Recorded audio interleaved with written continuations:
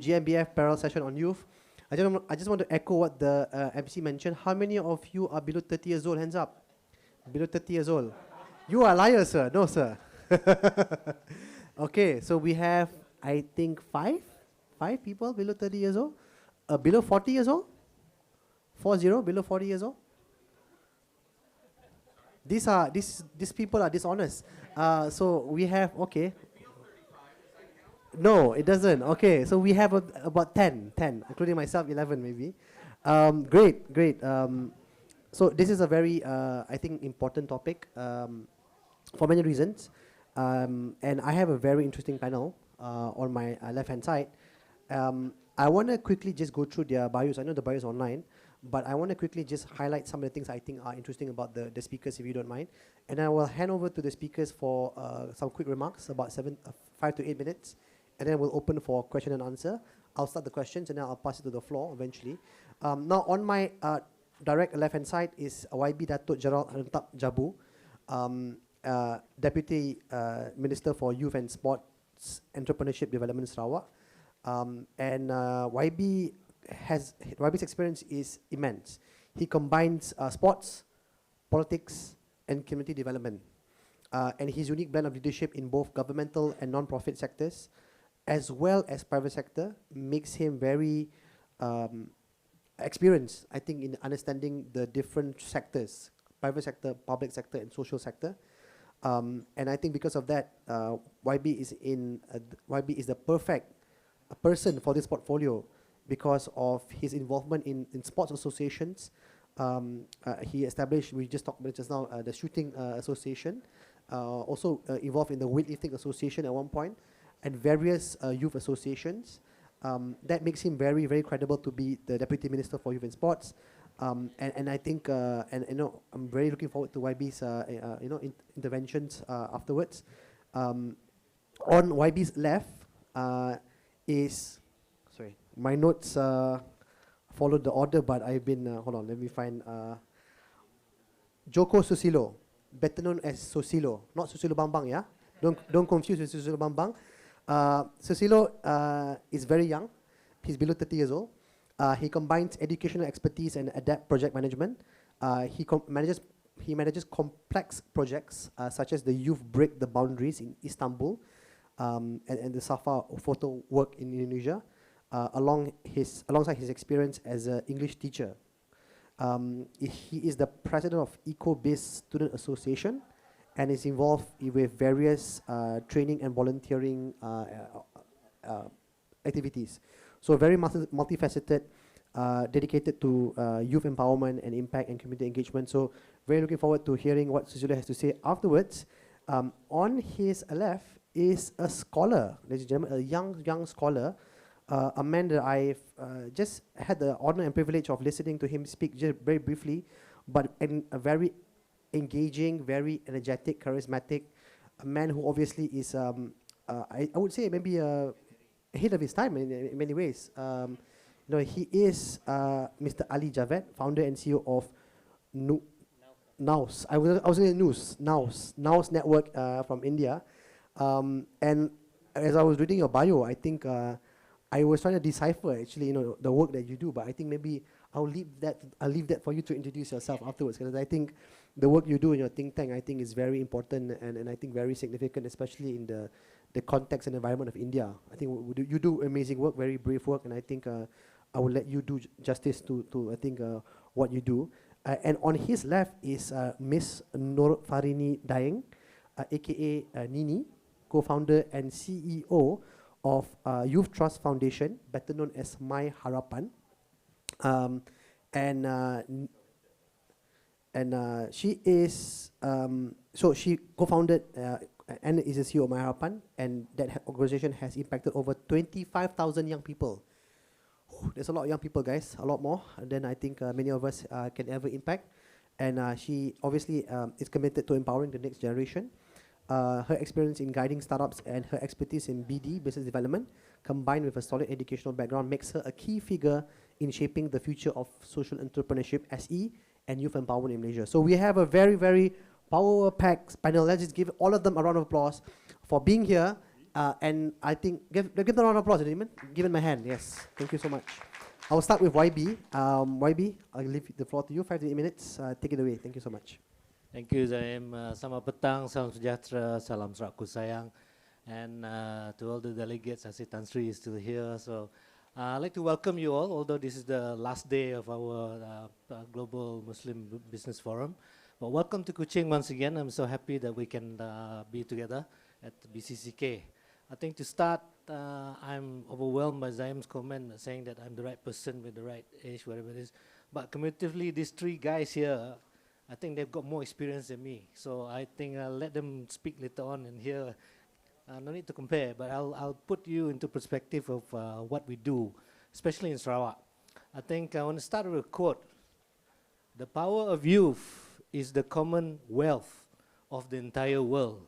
The faces of young people are the faces of our past, our present, and our future. No segment in society can match with the power, idealism, enthusiasm, and courage of the young people. Maybe Ali can know who quoted this. Anyway, this is a quote from Kailash Satyarthi, who is a Nobel Peace Prize recipient 2014, together with Malala Yousafzai. And he is an education activist, and more importantly, I think looking at how to help the young. I think he is a very famous guy in India. I think with that, the common theme that we're here today is about youth. And to me, the youth is the driving force of the economy, the world, and also the future of us all here. So I take you back to Sarawak, is what we've done here. We had the courtesy just now with Sri Iqbal and Tan Sri Majid today. So it was very interesting that we're talking about how we in Sarawak, especially with our leadership and our policy, we encourage the youth to be part of the development of leadership. Importantly, we do not recognize that there is a certain age to be youth. Yes, the category is there, but we want to have, more importantly, to have continuity, and also in the sense of how do we call it, finding somebody to replace the leadership as it is. So with that, most important thing that we want to go and see is that we need to make sure that their education, their recognition, and their empowerment, and also giving them the opportunity. I think this is where the youth lies. I think some of you are here who is below 40, as I was saying to that. And there is a role for everybody, the role for them especially as leaders, and us as policymakers must know how to ensure that the voices and the struggles, challenges of the youth to be heard. I think within the leadership, one of the things that I still remember when the then Chief Minister, now our Governor, Tun Taib, came up in the early 2000s, he was talking about paradigm shift of the thinking of our people, how we grow, how to go and groom the younger people, especially the leaders. So he came up with a theme. He calls it To Come last time, sorry. But now I change it. I like to mention it as comet. Comet as the star that flies up in the air. So number one, C represents change. The youth need to change to improve. Secondly, O is the opportunity that's created, especially now as the world changes. And three, the mobility, M for mobility, because we are so mobile now with the internet, with whatever it is, with the infrastructure we have, we're so mobile. That creates equity for us and also equality. When you have equity in what you do, you also have equality in what you want. But this is where the youth plays a bigger role because of T, technology. And technology is the binding force for us now to change, to improve. So in terms of leadership, although the youth is always, how do you call it, enthusiastic and wanting and aspire and asking for what they want today must be served to them also at the end of the day. But most importantly, we want to have them, to give them the opportunity and also the experience so that we can move forward. I think maybe Ali can give a better perspective for what his room experience. I think Zaim, I think that's enough for me first, so we can hear for any other questions from the floor later on. Thank you. Sure, thank you so much, YB, and you know, I really like what you mentioned about the comment. I remember anyone, the COMET, C is for change, O is for opportunity, M is for mobility, E is for equality, and T is for technology. So I think that's brilliant, a framework of youth empowerment and giving them the opportunity to succeed, but also as policymakers delivering on their aspirations. Thank you so much. I think we will go next to Cicelo. The floor is yours.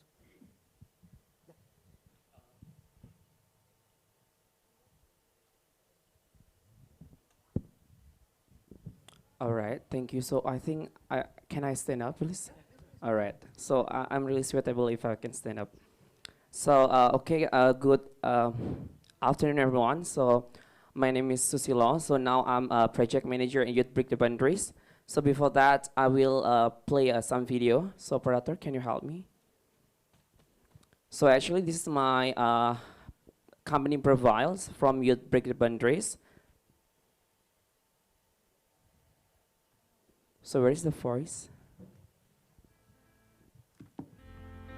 All right, so this is our company profile. So actually, we are doing our event in Istanbul Youth Summit in Istanbul actually. So we'll invite from young generation across the world. So this is our committee. Aldi Subakti, Meldi, Korea, and others. So this is Meldi Latifah, CEO and founder EBB. So actually we are Indonesian, but we have an event in Istanbul Youth Summit. Identity and character, and also providing the noble values of the youth. So this is Mr. Aldi Subakti. He is CEO of EBB and chairman Istanbul Youth Summit. So every year we have like Istanbul Youth Summit. Will be held in Istanbul. So we invite across young generation, youth people to come and participate this event. That we share on our websites, mobile application, and other social medias. All right, EBB Younger Leaders. All right, Aspire the Next. Okay, so this is our company profile actually. So I will do my presentation. All right, so what is the time is about Youth Break the Boundaries, Inspire the Next. Next slide, please. So this is our organization. So Youth Break the Boundaries Foundation is a foundation that focuses on instruments regarding the development, empowerment of the youth to prepare excellent future leaders by promoting strong identity and character and providing noble values for the youth. So it means like we can do something for supporting in young generation with this event. So next slide, please.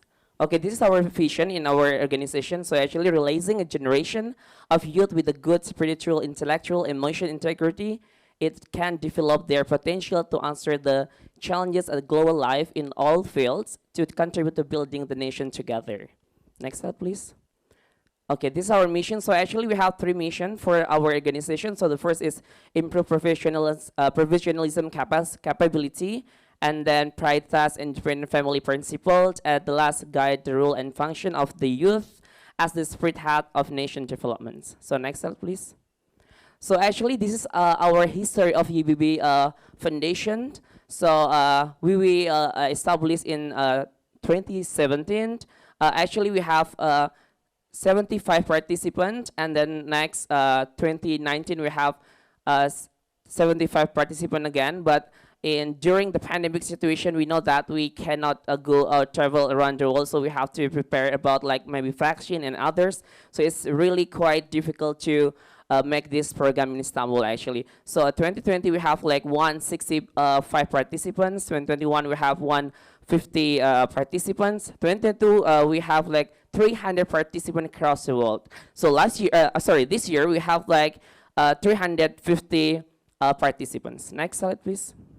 So this is our several program in Youth Break the Boundaries. We have like Istanbul Youth Summit, Middle East Youth Summit, Scholarship Mentoring, Language Course, and UBB Pemuda Scholarship. So Istanbul Youth Summit, as I mentioned before, like we will do an annual program in Istanbul. So we invite young generation to join this event. So the next one, Middle East Youth Summit. This program conducted in Saudi Arabia. So of course, like it's not only about the program, but we will do Umrah together for these programs. So next is scholarship mentoring. So if you know that the problem solving, if your generation, if they want to come to the university, they don't have how to apply, how to do for the requirement of the campus. This scholarship mentoring we provide to help them to finish their application in the university. So next, language courses. So actually we have like Turkish, Korean, Arabic, English, German. So we invite from any person to be a volunteer for this program. So the last is EBB Pemuda Scholarship, is giving scholarship for the student in Indonesia to support their education, especially in senior high schools. So next slide, please. So this is our classes agenda in Istanbul Youth Summit 2023. And then it's the 6th International Conference, a program established by the Youth, the Break Boundaries Foundation. This program strives to develop the spirit of youth leadership and train special future leaders through a moral-based approach to education that fosters national character, values, and international culture in the youth generations. So next slide, please. So this is our client and partnership. So and then our previous partners and sponsor, we have Central Bank of Indonesia, and then GTB Scholarship, and then Wardah, CAF, and others. So this is our alumni. So actually we have alumni many countries, such as Indonesia, Pakistan, Thailand, Philippines, and more countries. So next slide, please. So this is our previous speaker. So we have like Billy Mabasa, President Special of President Staff of Indonesia, and then we have Prof. Mehmet Asutai. He is a professor of Middle Eastern Islamic Political Economy Finance and also Director of Islamic Finance Banking in the Durham University. And then Emir Aruk, Director of Turkey Busalary, and Hilmun Izar is Senior Economist and Member Islamic Development Bank ISDB Group in Saudi Arabia. So this is our previous speaker. Next slide, please. So this is like our project before. So in February, we have Istanbul Youth Summit, March Middle East Youth Summit, May Youth Leader Camp, and June we have a World Youth Festival in Malaysia. So actually we have program in Malaysia, and I think it's really interesting if we can work together and we can do collaboration for this event. So in October, we have Tokyo Youth Summit, and November we have Dubai Future Bootcamp and Middle East Youth Summit Batch 2. So next slide, please. So this is like actually we have 7 programs in 2024. The first is Middle East Youth Summit, Istanbul Youth Summit, Japan Youth Summit, Youth Leader Camp Volunteering, World Youth Festival, Middle East Youth Summit, and Youth Academic Forum. Next slide, please. So this is our social media. If you want to know about our organization, you can visit our social media, Youth Break the Boundaries, and also Istanbul Youth Summit. Next slide, please. So this is World Youth Festival. Actually, this event conduct in Malaysia. So if you want to join with us, feel free. So you can do collaboration for this event. So next slide, please. So this is our YouTube, UBB Foundation. If you want to know about our program, our event, you can go directly to our YouTube channels. So next slide, please. So this is my conclusion. Several example of youth-led initiative and organization addressing social and environmental issues, promoting innovation, entrepreneurships, and advocating for positive change. If you want to be part of ours, contact us as soon as possible, such as partnership, collaboration, and others. So, video. Okay, thank you. So, okay, so you can play the video first. So this is the last section. So this is our testimonial from our alumni actually, because we have many alumni across the countries. Hi everyone, my name is Lavanya. I am from Malaysia. And hello everyone, my name is Alex and I'm from Cambodia. Hello everyone, I'm Minh Hoang. I'm Someta. We are from Cambodia. Hi guys, my name is Iran and I'm from China. Hello guys, my name is Maruf and I'm from Pakistan. Hi Somalia, this is Muhammad Hussein from Yemen.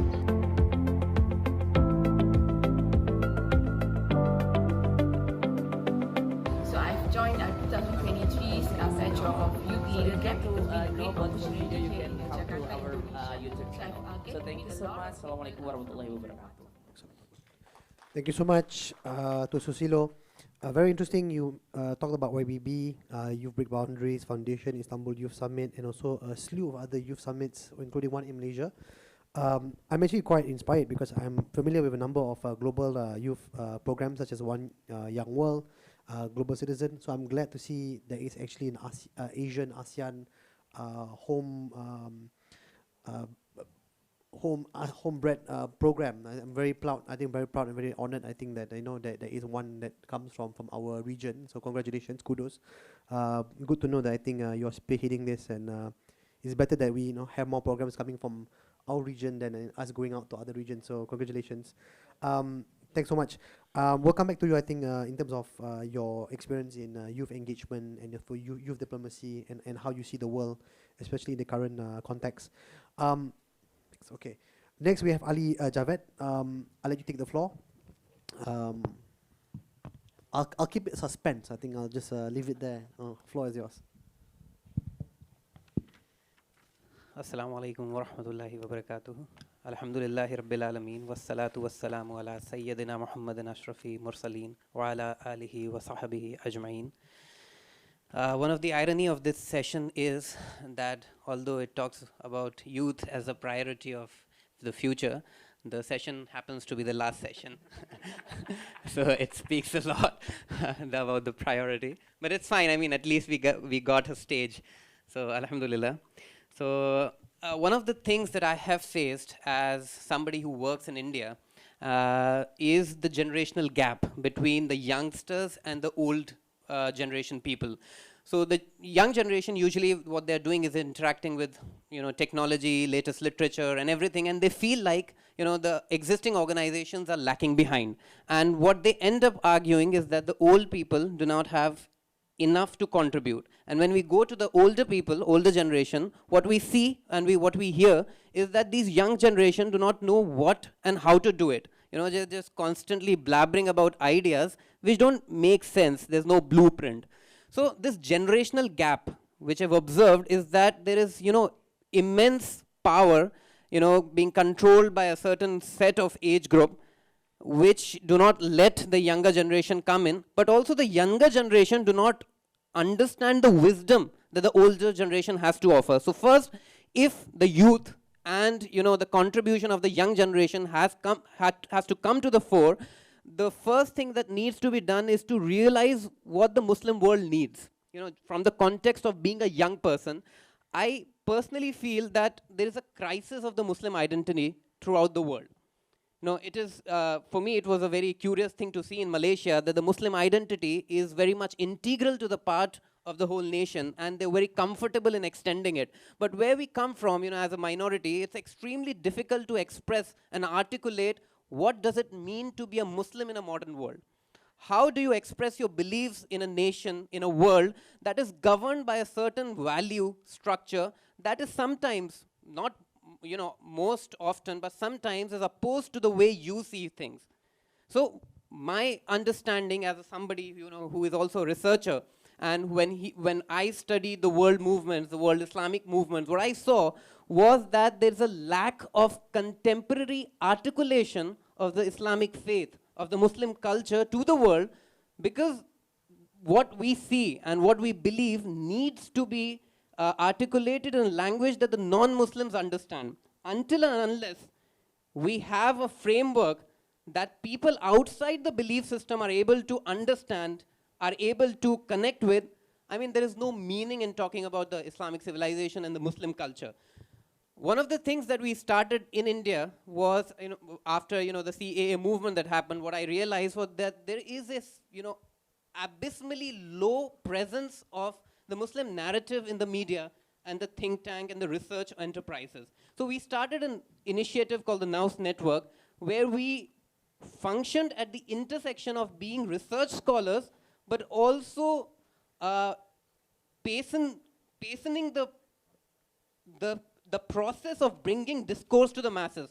Rather than waiting for 70, 80 years for ideas to come to life, the researchers and the people, activists, the media producers, the production house people, they all came together to think about Muslim ideas, the Islamophobia that happens, things like that, and to be able to articulate in a manner, in a way that people consume it today. So this Muslim identity crisis comes from the fact that in the post-colonial world, where the Muslims are divided into 200 nations, there are 200 different demographic ways in which the Muslim has to express his identity, to be able to connect with the constitution, the legalities. The problem of an Indian Muslim is somewhat different from the Malaysian Muslim. But at a certain level, they're also same and similar.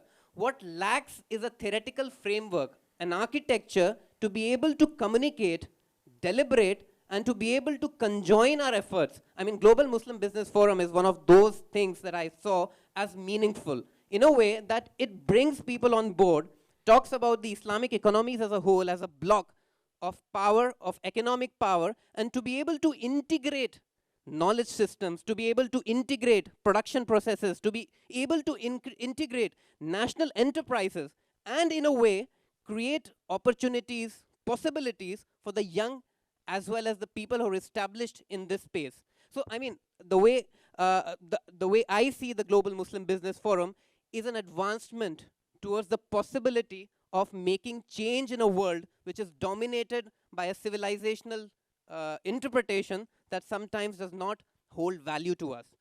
One of the things that is very much necessary before the liberal world order came into being, the literature of the liberal world order came into being. The dissemination of the literature of that order came into being. And what we lack as Muslims is that we only have one Al Jazeera. When we see the conflict, when we see the Israel-Palestine war, it's a war dominated by discourse. It's a war dominated by narrative. And there is only one global media enterprise that is trying to fight that war. Is it fair? Is it futuristic? Are we going to achieve parity if there is no participation in discourse? So apart from the way that we interpret generally business, in a way, manufacturing and things, we have to also understand that business is also about soft power. In this forum, what we've been mostly talking about in terms of technology is the application and implementation of technology, what we devour from West. We've not been talking about how to create technology. We have not been able to talk about how do, models like ChatGPT come into being. Why do these large language models have a certain personality? Why do they understand discourse in a certain way? Because they're trained in a certain data set. We don't have research institutes which are digitizing the 1400 years of literature that we have produced, training data sets on the training algorithms on those data sets, and implementing, say, Sharia-compliant chatbots to be able to interact with the vast literature in different languages. The idea of auto-translation through large language models is something which can be so pivotal, especially in the domain of ijtihad, for example, to be able to understand a literature that was produced 700 years ago in Persian in a certain political context that might have arisen in one of the 200 countries that you're living. Because there are the 200 different ways you have to address the problem. We've not been able to, people don't understand Twitter, Facebook, they are sovereign spaces. They are nations in themselves where whoever regulates those spaces regulates the world order. We don't have Facebook. We don't have an Uber.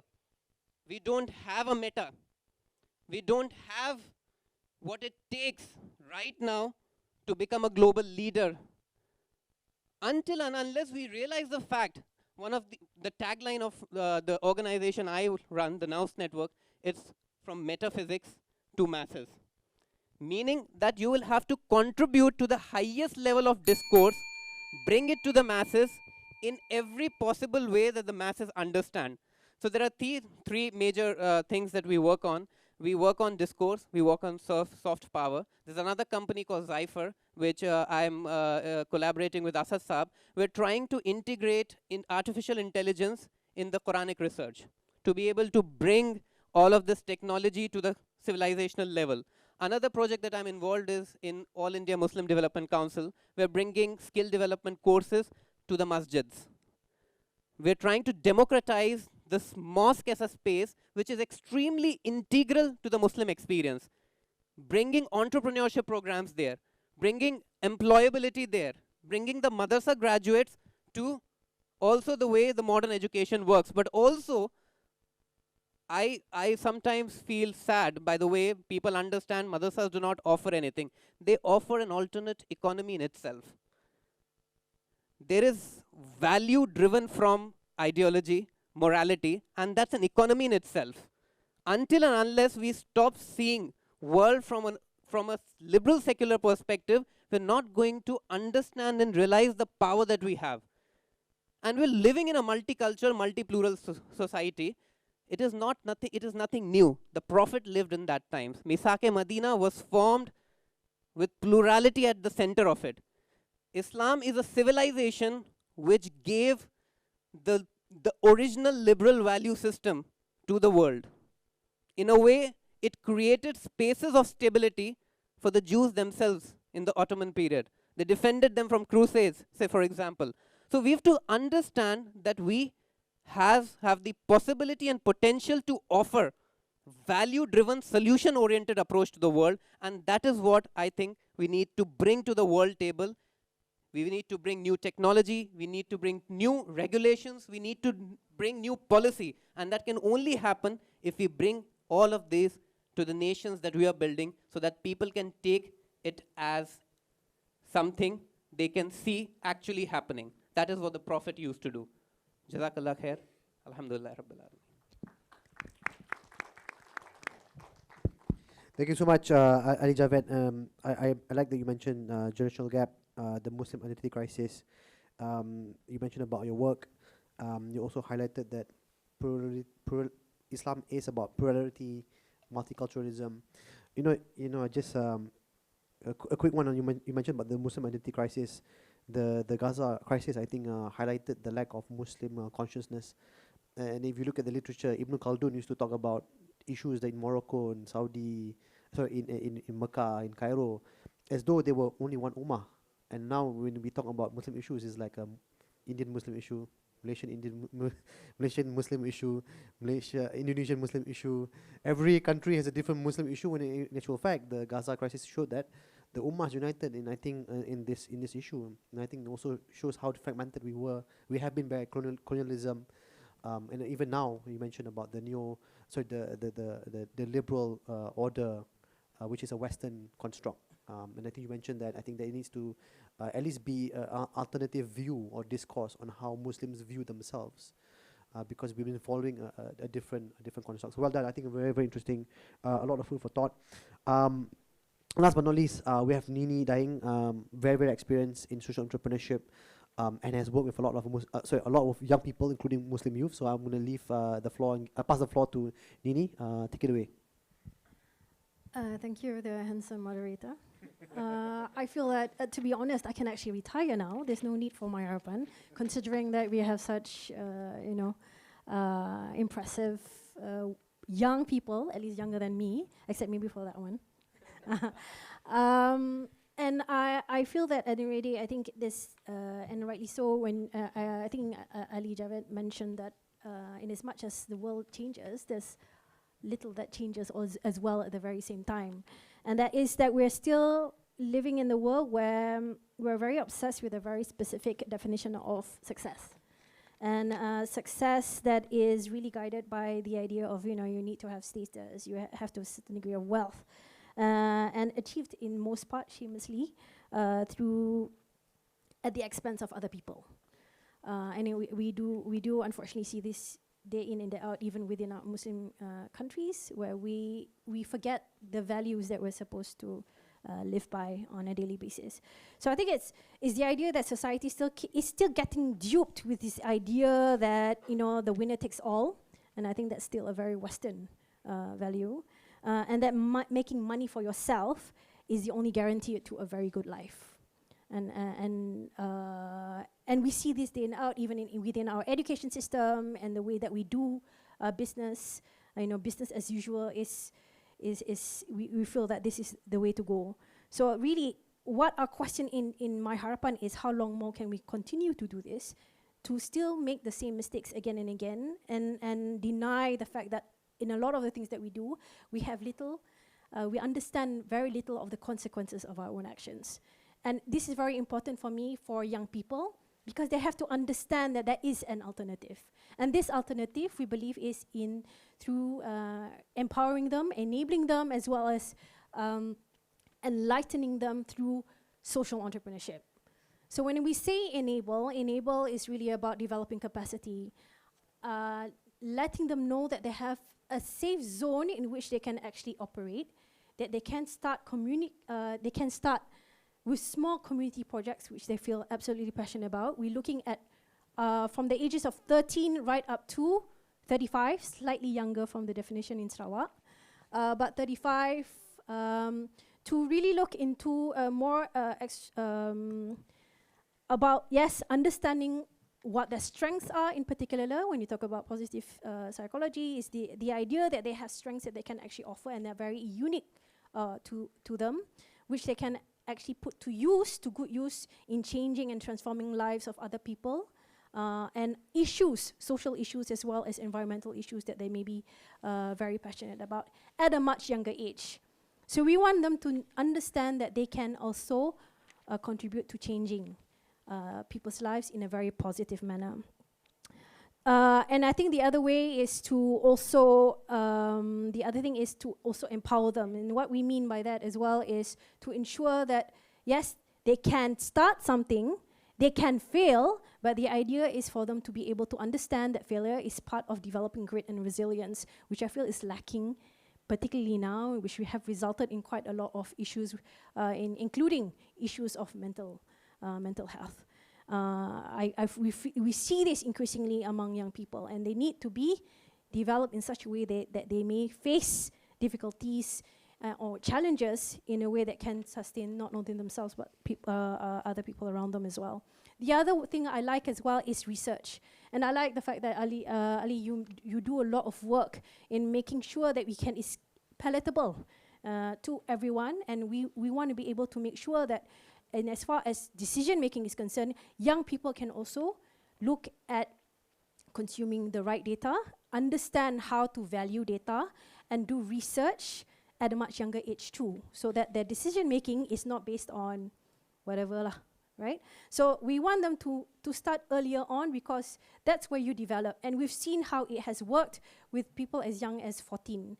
So I will not ever discount the ability to come up with the best ideas, and they have trumped over many times during our events in our incubators for schools, in universities. A lot of their ideas trump a lot of what university is churning out as far as changing lives in communities are, in trying to come up with poverty alleviation type work. And we see this day in and day out. It's just that they may not be supported as they go through this process of living. Real life suddenly hits you, and suddenly it may be a different story altogether.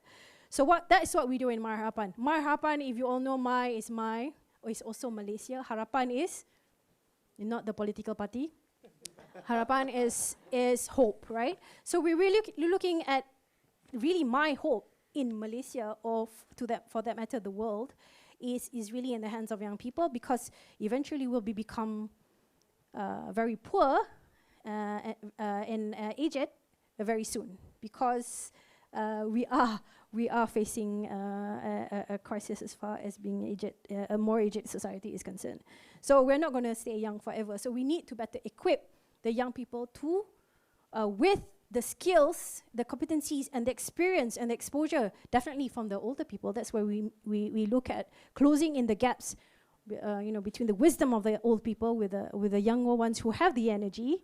And I feel it too. We started 14 years ago. I don't feel so young, but in spirit I'm very young. So I think it's ensuring that they can still keep their engines going on as much as possible, irrespective of age, because when you talk about change, when you talk about systemic change, it's genderless, although we need to be definitely better represented, I hope, better represented in future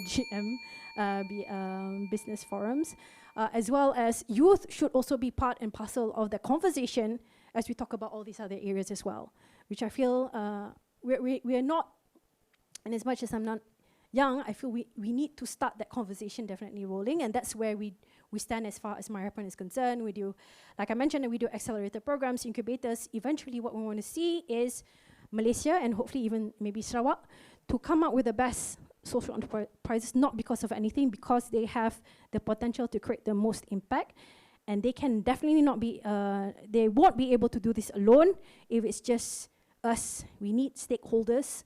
We need government, good government policies. We need private sector involvement. We need more of that, definitely. We need funding. I heard just now MEFCAP said impact, investment, not so penting, it's still about the money. That narrative has to change, and especially as a Muslim community. So that would be it. Thank you. Thank you so much, Nini. I wholeheartedly agree with what you mentioned. You mentioned about the redefining success, not about money. You mentioned about the need for young people to lead today, not tomorrow, start early. Failure is part of that process. You mentioned about the importance of not dismissing young ideas, which can be innovative, and also young people must be in leadership and be part of the major decision-making process. I think these are important points, and I think especially for Malaysia, there is actually a very interesting conversation I had with Scandinavian ambassadors in Malaysia, and I asked them, how come Finland can have a prime minister at the age of 38, 39, right? And in Austria, Sebastian Kurz was a chancellor at the age of ridiculous, like 35 or something like that, 35, 30, 33, 35. And the answer they said was, there's not evidence based, but they said that these societies tend to be more egalitarian.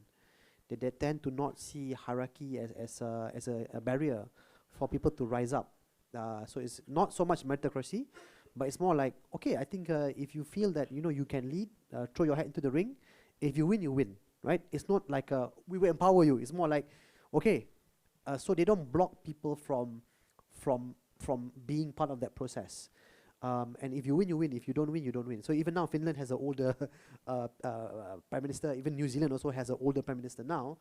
So it doesn't mean that these countries are pro-youth. It's more like they are more egalitarian in a sense that we let them, compete with older people. There's no such thing as a youth wing, right? There's only one wing, our party's wing, right? There's no such thing as a youth wing. There's no such thing as a woman wing. There's only one wing. It's only one our party. So it's very interesting, when you break barriers into on what you can do. It is a very interesting discourse. Obviously, this will take a long time if you get into this, multifaceted.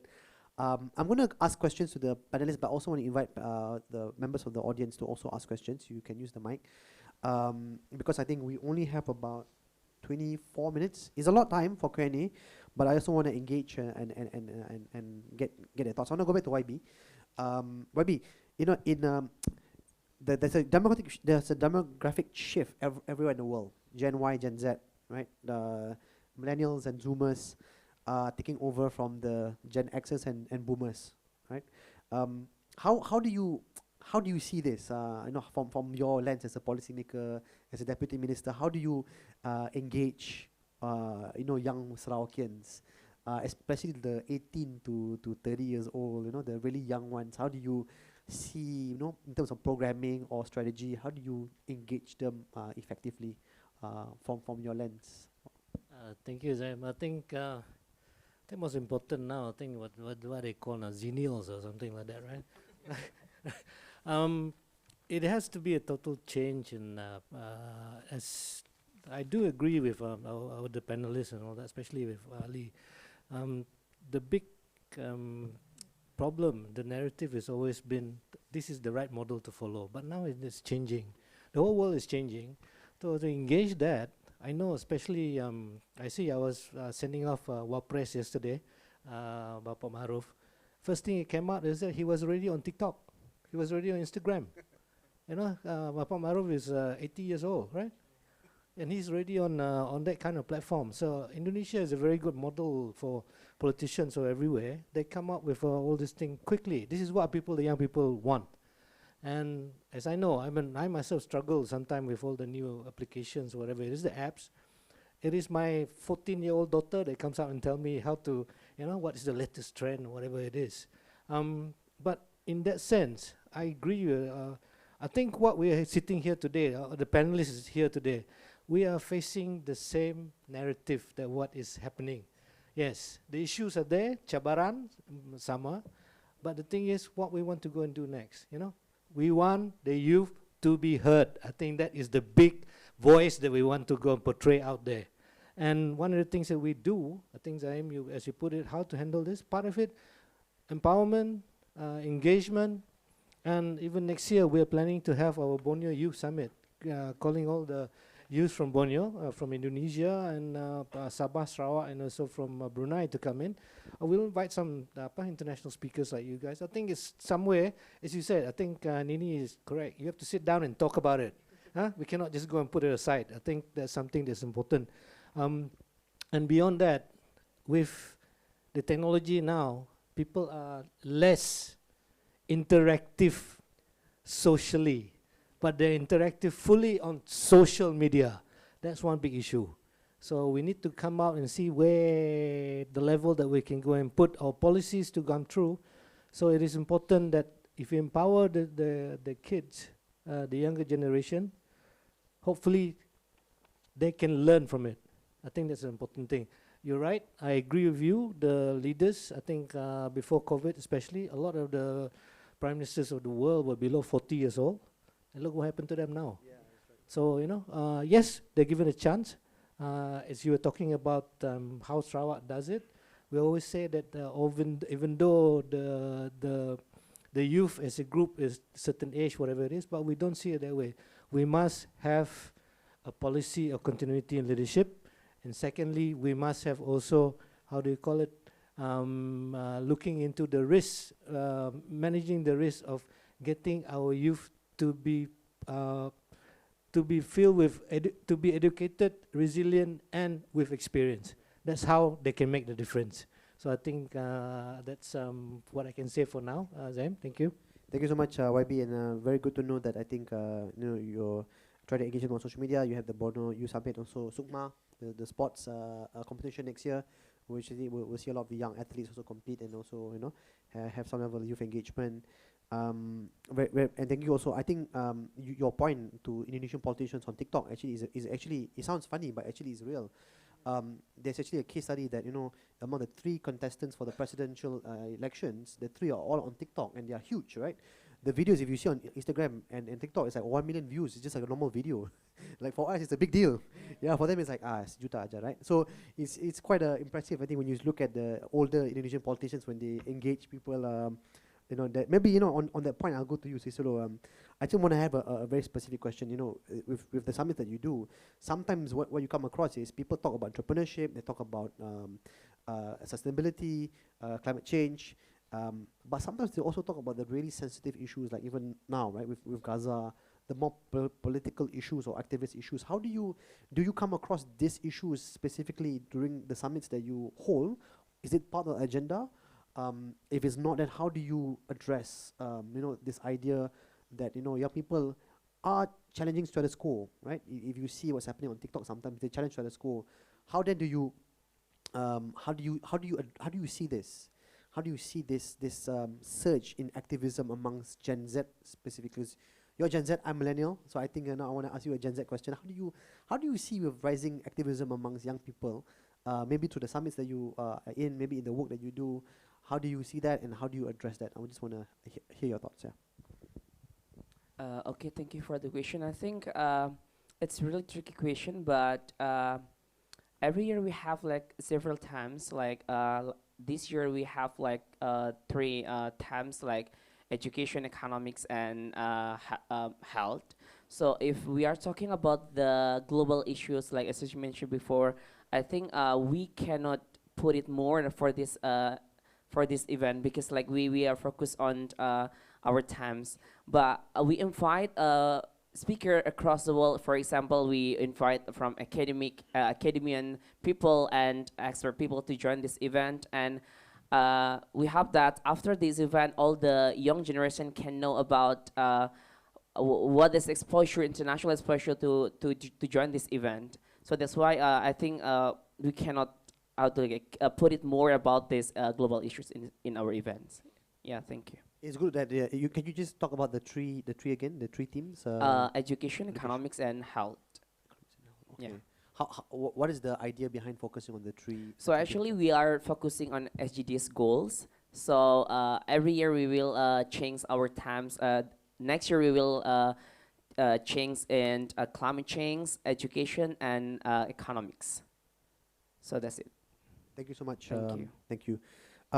Ali, let's talk about NOWS. NOWS, yeah. The way I remember is NOWS or never. So NOWS network. I want to understand how do you communicate these sometimes complex ideas to the masses without oversimplifying or losing some of these meanings. You mentioned a lot of it on research, right? How do you sort of translate that substance to the public, especially when it comes to contentious issues? And I think you mentioned a lot born from the CAA 2019 movement. How do you then communicate with the public? And I also want to understand, like especially in India, with sometimes the government can be somewhat hostile towards the minorities. Correct me if I'm wrong, right? How then do you engage policymakers and try to translate your ideas into tangible results? Yeah. One of the things that I saw revolutions happening on YouTube was the excessive use of motion graphics and animations. So even topics as complex as calculus and linear algebra were being shown through 3D graphics, and I learned a lot of maths which I could not learn when I was young through my classes on YouTube by these Stanford graduates who were using visual tools to communicate.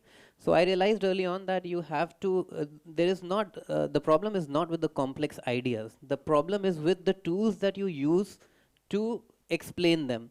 So even a big word can be reduced to us, by bits and pieces, how it's moving through shapes and things. So we use motion graphics, we use graphs, we use maps to be able to say, for example, Gaza and Israel conflict, Palestine-Israel conflict. Usually people won't understand the depth of it unless they see the map and regions in the maps where there is occupation. And then they realize how difficult is it to extract two populations immediately together. And the geographical map, while telling you history, it moved from here, it gives a context. So when we do videos, we do idea, context, idea, context, idea, context, so that people regularly get to realize what is being talked about and what is the example of it. And then you give them the grander idea, then again pieces, then grander idea.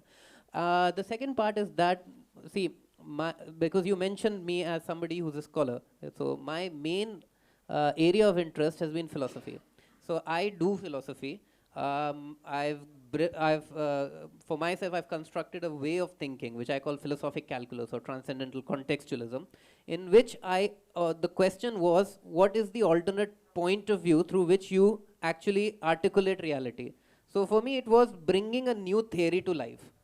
And when I see that picture, liberalism, communism, all of these isms, they are a subset of a larger grand theory. The way you understand theoretical physics, there was Newtonian physics, then came Einsteinian physics enveloped the Newtonian physics, and then came string theory, which took care of quantum mechanics and so. So these are theories which take into consideration the fact that there are differences that emerge at different scales, and there are reasons behind them when you understand the logic behind them. So when I see paradigms, when I see alternative paradigms, I see that they come and become because of reasons. Then my question is the first principles approach. What is the logical nature in which differences can arise? What is narrative? What is point of view? What is a perspective? And then I build a theory where context and universals, particulars and universals, can both live together and yet be part of a grander scheme. So it is within that context that we see problems holistically. We think, say for example, there was a hijab ban in India a few years ago, and we did a video on that. We decoded the whole judgment. So at one point of time, the judge is using liberal values. At some point of time, feminist values. At some point of time, socialist values. And then he's talking about the Sanatan Dharma. And then he's talking about the historical context in which came. And point by point, within that paradigm, we proved the inconsistency in that argument itself. And then we introduced that given these ideas, there's a grander way in which you can understand hijab as a perspective. And you cannot, constitutionally speaking, within the nation context, you cannot ban it. Given the fact that every value, choice theory, secularity, liberalism, none of them will prove your case. So it is about first getting to know what is the opposite person's view. You cannot, have a conversation until and unless you know what a Marxist believes. The moment you study it, you'll realize 80% of the things are the same. The way the Prophet brought social welfare, it's a lot to do with class struggle. Then you would say, no, but the Prophet also brought market. So you'll say when you read capital, 80% of the capitalist values are also there, but they are balanced by the socialist thought. So you have to understand what we are dealing with, and we see through the prison of conflict, and that prison of conflict has been provided by the West only. The war of civilizations, the clash of civilization, Huntington. The idea is, okay, there's a clash, but there's every theory is also talking about universals. Without the possibility why me and you, who believe in two different ideals, are able to understand each other ideals, then there is a structure, substructure of humanity that talks about it. So we have to go deeper. The 21st century is about revisiting thought, not just institutions, then bring institutions to life. Thank you. It's not just revisiting, but I think what you're deconstructing also some of these isms or paradigms, right? And I remember in university, the lecturer says that how you view life is based on your lens, right? You can have a Marxist lens, and all you see is just Marxist class warfare. If you have a liberal lens, everything is like, okay, free market. Then if you have, like the lens, but I think you're interesting because you are wearing spectacles with multiple lenses, and you can see, the many isms in there, and I think that's not easy, right? Because I think that's you sort of need to have deep thinking and introspection to understand and deconstruct. So it's very interesting how you view issues, and I think many of us just view an issue from one lens, right? Which is whatever that lens is, right? Marxist, communist, liberal, nationalism and all that. So very, very interesting. Nini, I have a question. I wrote this down also, just based on our chat yesterday night also. I've always had this question I want to pose to you based on sort of what I know about my harapan, but the idea is, how do you foster social entrepreneurship or youth entrepreneurship, right? Youth entrepreneurship or social entrepreneurship without compromising on social responsibility? Because, sometimes a lot of people say, SEs also, they say that we have to focus on the business model first. The business has to be sustainable financially, then we can focus on the impact to the community. So there is a thinking that says that you have to be financially sustainable first and then worry about the community afterwards. Meaning, what it means is, I can take my time to build my business, be financially stable, and then worry about my beneficiaries afterwards. How do you see it? Is it a prevailing thought also among many social entrepreneurs that say, no, focus on the business first, the community can come once we are sustainable? How do you see this thinking, and how does my harapan approach this? Is this something that you see differently? Burning question. I don't know if I don't want to put you on the spot, but I want to hear your thoughts. I would disagree that there are social enterprises, therefore, because they're not motivated by ensuring that they solve a social issue. But we understand that in order for you to do that, in order to create the sort of impact, because impact takes a long time. When you talk about changing people's lives, you talk about poverty eradication, it's multifaceted. There's so many layers to it. As with human beings, there's so many layers to us. You supply one solution, and then another problem will eventually come up.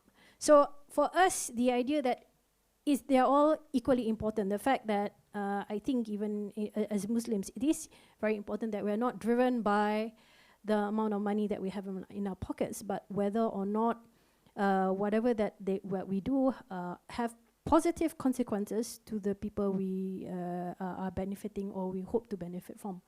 So we have to look at that first. For me, what we do is you would have to definitely have more of a theory of change. That means in each activity or the sort of inputs or activities that you want to do in your business, it's still a business. Some people say, oh, no salary, because no, if no salary, that's a charity sometimes, right? So we are not against the idea of money, but how do we use that money and for what purpose is super important. So to say that, oh, we wait much later, then for me, that's CSR lah. Like if I get money, then I give. If don't have money, don't need to give. So for me, it's fine if they feel that they want to do it that way. For us, is a choice. Right, and we have nothing against that. But to deem yourself as a social enterprise, and in order for you to you have certain things that you need to, the conditions to a social enterprise is you have to have, yes, a business model, super important. But you have to understand and measure your impact, whatever it is. And impact is both negative and positive for sure, right? So we have to be accountable for everything that we do. We have to have a good understanding of that, and that's where the bulk of the work as far as social enterprises are concerned also lay lah.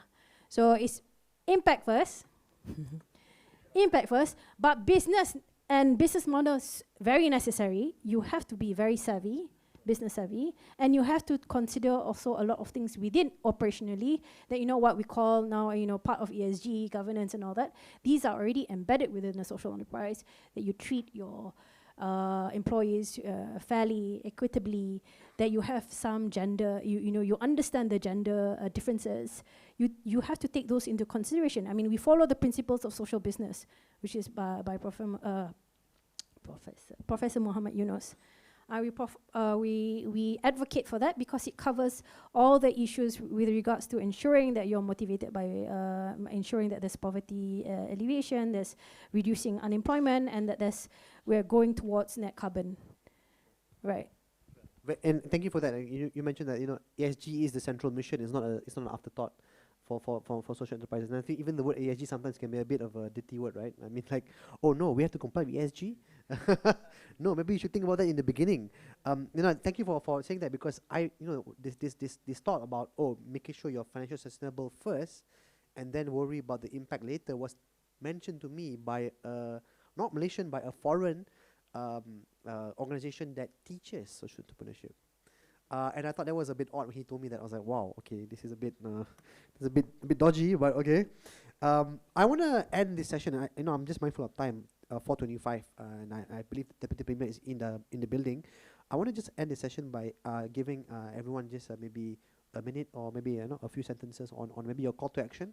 In the room are not just young people, but also slightly older people, slightly. Maybe some call to action, maybe some advice in terms of what is your aspiration for young people, but also maybe how slightly older people can treat younger people. So just a few, in other words, just your aspirations based on this topic. If possible, 5 sentences.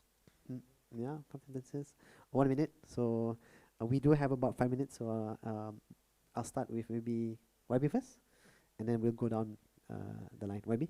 Okay, parting word. I think youth is undoubtedly our engine of growth for the economy.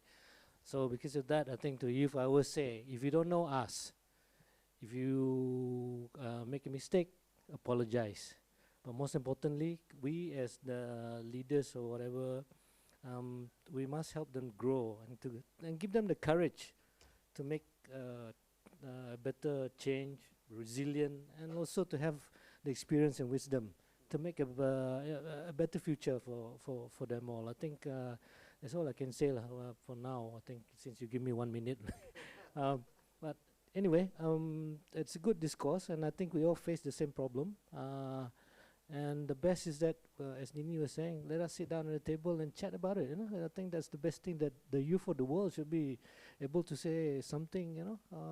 Understand the difference, improve on it, and create a better future for everybody. I think that's it. Thank you, Zaim. Thank you so much, YB, for being with us, taking time off your busy schedule. Thank you so much.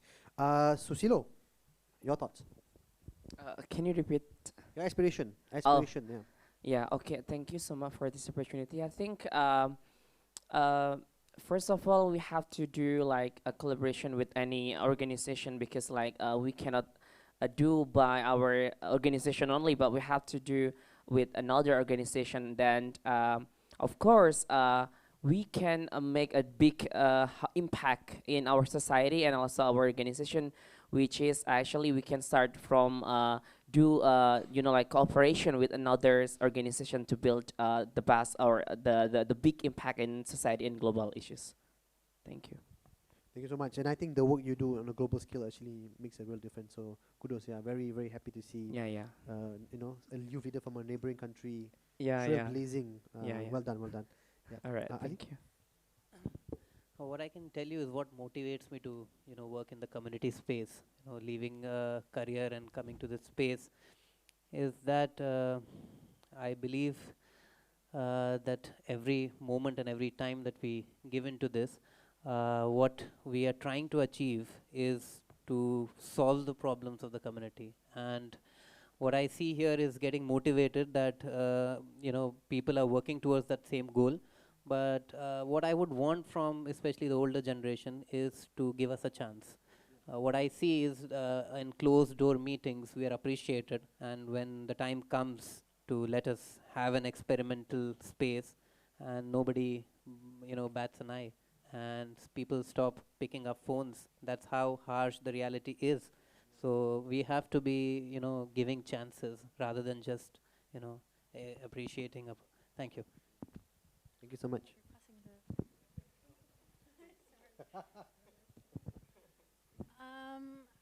I think it's to have the courage to take those decisions to actually do lah at the end of the day. I think there's a lot of talk. I think that there is enough of a baseline we can actually work on with. Is to really, yes, if we want to talk, is for us to decide what to do and to actually implement and deploy and start doing lah, versus talking. Yeah, thank you so much. Don't do NATO, right? No action talk only, right? Yeah. Now I wanna just quickly end with my own contribution, if you don't mind. I wanna just change the paradigm if I can. So young leaders are not future leaders of tomorrow; they are future leaders today, just in their own right. And I think if you think that way, you will always learn from young people. I always learn from young people, and I always make a point to treat them as my equal, even though they are younger than me. I may have more experience, but I always make a point to listen to them as much as I listen to older people. And I know they feel appreciated because they still talk to me till today. So hopefully with that, I think you can do the same for young people, including your children, your relatives, your cousins. Listen to them attentively, because sometimes the ideas they have may actually change the world. But if you ignore them, they will also change the world. So with that, thank you so much. And we will end the session. I'll pass it back to the MC. Thank you so much. Thank you very much, Mr. Zaim, our moderator for